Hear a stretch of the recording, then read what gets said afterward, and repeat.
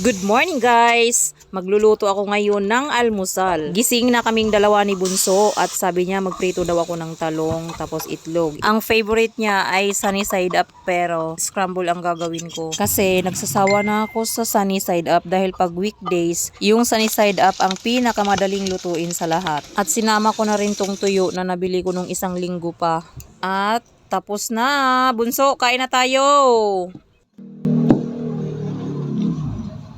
Kain muna kami. Si Ate Macy tulog pa. A few moments later. Naku guys, wala talaga sa ayos si Papshi kung mag-aya ng gala ay pabigla-bigla. Pagbangon niya kasi kanina ay nakakain na kami ni Ken. Nasa labas na ako noon nagdidilig ng mga halaman. Mainit ang ulo niya sa dalawang bagets kaya ayaw niya ituloy ang nakaschedule naming gala mamayang lunch. Kaya naisipan niyang mag-rides na lang kami kahit 7 AM na. Diyos ko, matanghali na. Naghilamos lang talaga ako guys, di na ako naligo. Naghugas lang ako ng mga dapat hugasan sa katawan ko. Tapos nagbihis na, tinirintas ko lang yung buho ko. Tas gora na.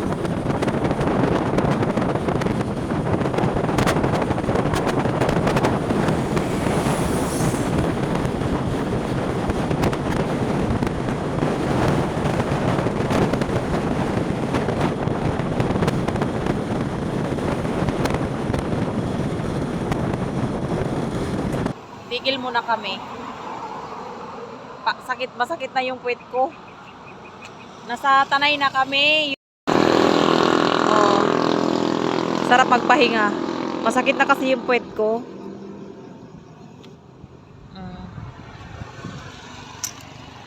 Paahon siya. Akit ba tayo doon pa? Oo. Ala.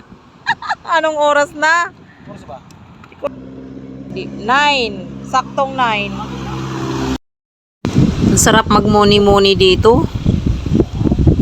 Tahimik, tas malamig ang hangin. Gogora na kami guys dahil 9:36 na.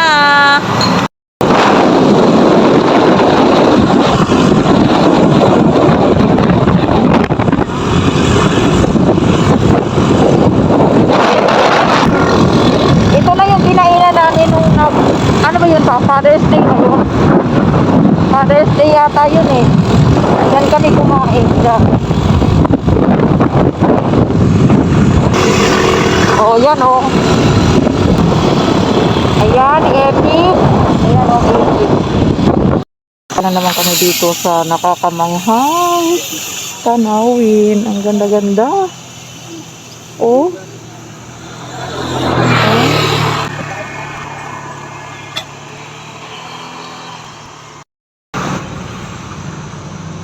Ang ganda.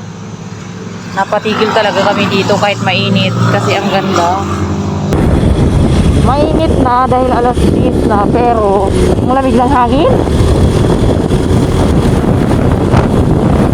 Huminto muna kami dito guys dahil gusto lang namin magpicture for remembrance.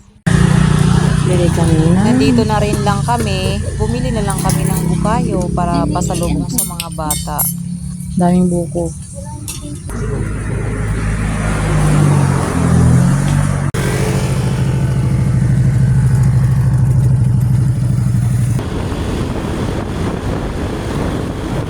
Wow. Ang ganda.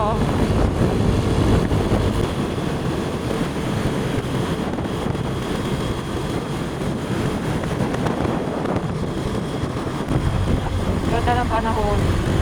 Ang ganda ng tanawin. Another stopover. Yan na naman. Yan o, sabi ko kay Papa dito na lang kami kasi ayoko nang pumunta doon sa tinatawag nilang ano pa? Devil's Corner. Oo, ayoko na doon. Baka mamatay na ako. Sa mga tunog pa lang ng mga motor na mga big bike na. Hindi na ako natatakot na ako. Dito na lang ako, mahangin dito kahit mainit. Malamig naman ang hangin. Ako yung kinakabahan kay Kuya, oh. Yung paa ko pawis na.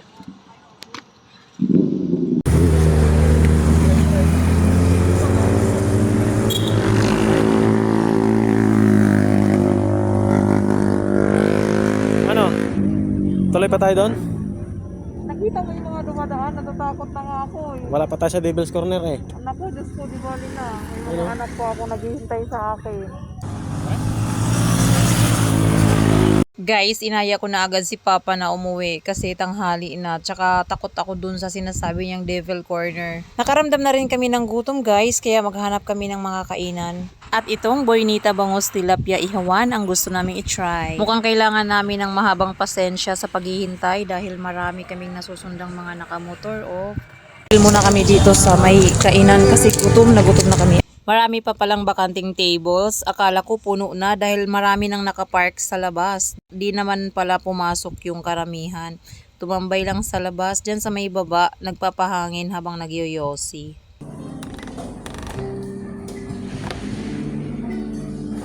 Pili na, Paps. Rice. Ilan? 4? Ba't grabe siya, oh! Ikaw na. Nag-stop na kami ni Romel dito sa Boynita pala. Basta nadaanan lang namin siya. Gutom na kami kasi 11:30 na eh. Quarter na pala pa eh. Quarter to 12 na. Kaya pala gutom na ako. Mag-voice over na lang ako guys dahil malakas ang music nila dito. Itong Boynita Bangus Tilapia Ihawan ay hindi lang bangus at tilapia ang siniserve nila. Marami pa silang ino-offer sa menu nila like sizzling tofu, sizzling bulalo steak, bangus sisig, buffalo wings, buttered garlic shrimp, at marami pang iba. Kainahan, kainan na. Uy, bangus.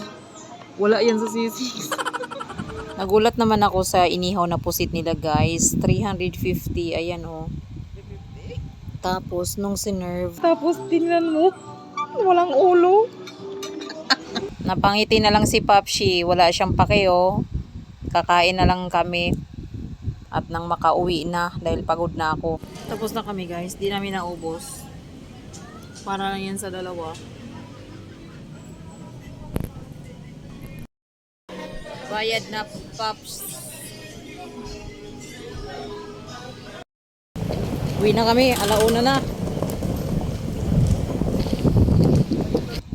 Maganda dito guys kung may dala kayong sasakyan, 4 wheels ay wala namang problema sa parking dahil malawak naman oh.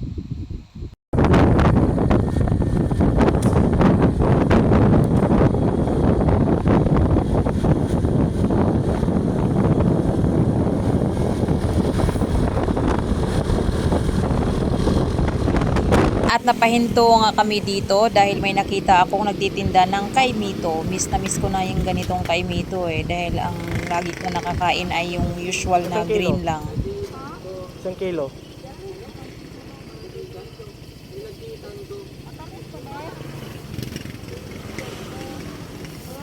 Yan, malalaki oh.